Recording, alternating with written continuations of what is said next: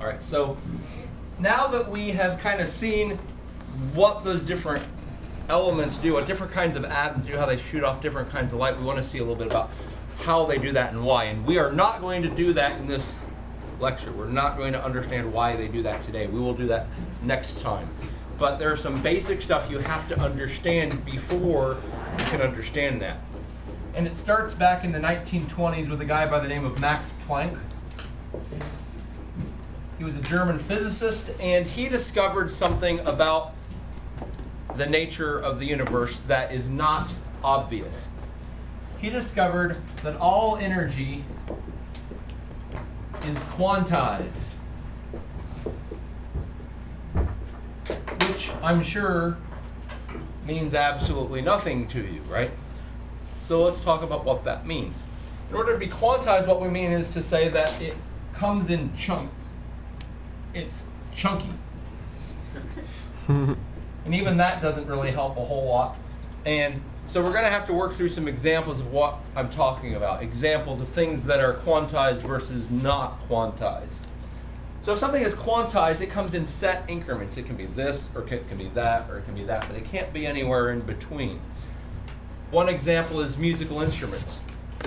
Is a piano quantized or continuous?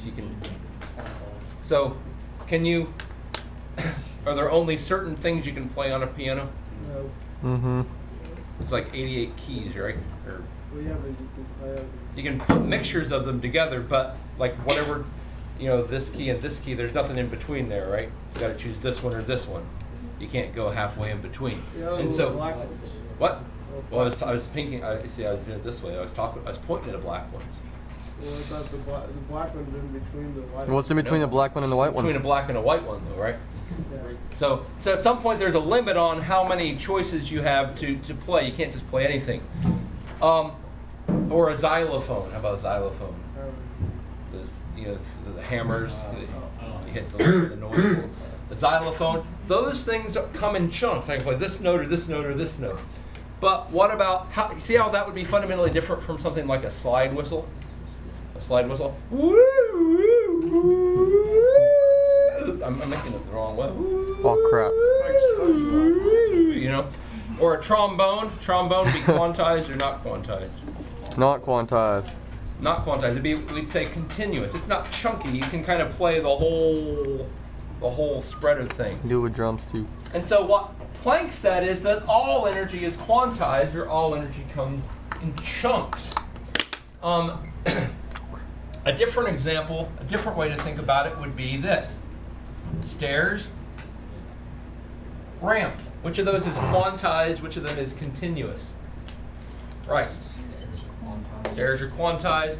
This is continuous, right? So you start to get the idea of what we mean by things being quantized. What Planck said was that everything, the whole universe, is chunky. So in terms of energy. And so Call me fat. he said that, you know, something could be here or it could be here, but it couldn't be in between, right? That's what he said. It's either got this much energy or that much energy, nothing in between. And this doesn't seem to match our experience. We think, well, this thing can be any height at once, right? It doesn't have to be here or here, or it can be all that whole range of motion. But here's what you got to think about. Think about a movie. Think about that camera right now. If you're looking at me through that camera, watching a video of me, is it smooth or chunky? Smooth. What if I slowed it down? What if I went frame by frame by frame? It'd be chunky, right? But it appears smooth. Why? Because there's such small differences between frames. Because when you go frame by frame by frame by frame by frame, it's a very tiny, tiny change and you don't notice it. That's what Planck said about all of nature. He said all of nature is quantized, it's chunky, but the chunks are so small we would never notice it. It's like a stair where the distance between the stairs is like micrometers. You know, you wouldn't notice. It looks like a ramp. But if you got down on the tiny scale, you'd see that it was actually chunky. And so why do we care about all this? Well, we care about it because for tiny things, this is going to matter, isn't it? For tiny things, whether they have chunks or not chunks, it's going to make a big difference. What's an example of a tiny thing that we're studying in this chapter? That's correct. Good job. Electrons. Good job. Electrons are tiny, tiny, tiny, tiny, tiny little things. And so let's look at electrons through Planck's world, Planck's chunky world. If I'm an electron, the world is like stairs, not like a ramp. So I can be here, or I can be here, or I can be here, or I can be here, but I can't be in between. And you say, well, that's nothing. I hop from one step to the other. Well, wait a minute. To hop up a stair, aren't I between the stairs during the hop? Yeah. Is that allowed? Yeah. That's not allowed. What Planck is saying is the electron would go from this step to instantly being at this step without, it wouldn't move from this one to that one. It would go, hop, sort of go out of existence here and pop into existence there. No. What? Teleporting. It's like teleporting, exactly. Because he said that the energy, the nature of the universe itself is that there's no such thing as in between there. There's here or there's here.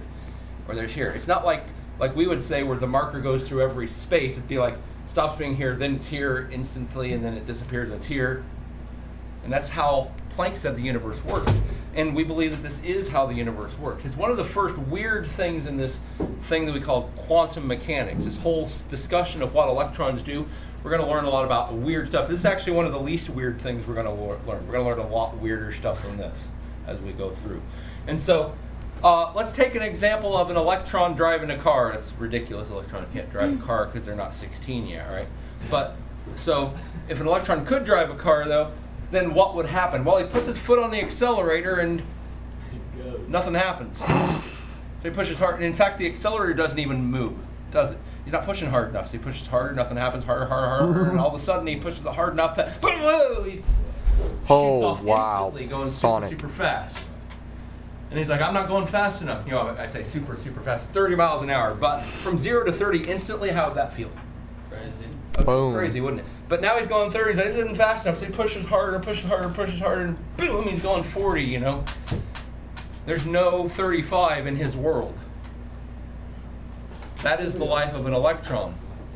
You hop up the stairs without being in between there. You go from this speed to that speed without being in between. That is what the world is like to very, very, very, very small things such as electrons, such as photons. A lot of the stuff we're going to be covering in this chapter, this is the world for them. This is how the fundamental laws of the universe work for them. Then he starts screaming, I want to go faster. What's that? Then he starts screaming, I want to go faster. Yes, you could. So, all right, well, I think we're done with that. Any questions?